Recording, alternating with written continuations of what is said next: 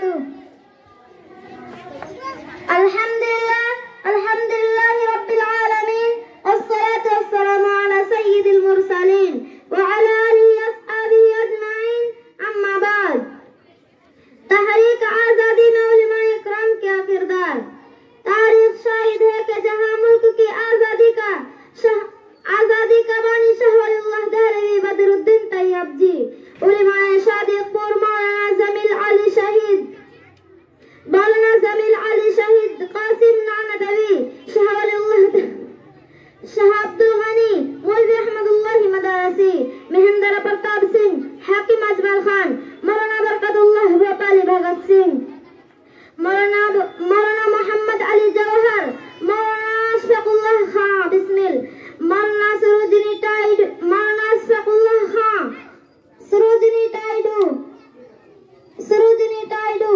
अब्दुल बारी बदायूनी,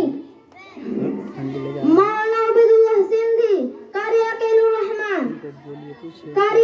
रहमान, मौलाना वजीर गुल पेशावरी, मुफ्ती कफायतुल्लाह दहलवी,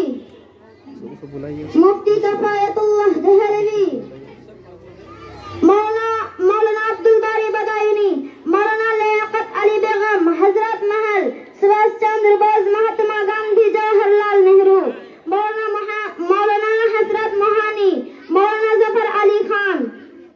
मौलाना सैयद अहमद मदनी, मौलाना रशीद अहमद गंगोही, निशातुन्निसा बेगम, सरदार वल्लभ भाई पटेल, राजगोपाल आचार्य, रफी अहमद किदवाई है, प्रकाश नारायण खान, अब्दुल गफ्फार खान वगैरह न होते तो आजादी की सुबह होने में ताखीर होती और जंग आजादी की तारीख नामुकम्मल रह जाती।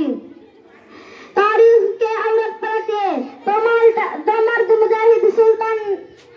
शेर मैसूर सुल्तान टीपू मिलेंगे, जिनका यह कौल आज भी चारदांगे आलम में मशहूर है कि गीदड़ की 100 साल जिंदगी से एक दिन की जिंदगी बेहतर है। एक औरत पलटिए तो मालदा की जेल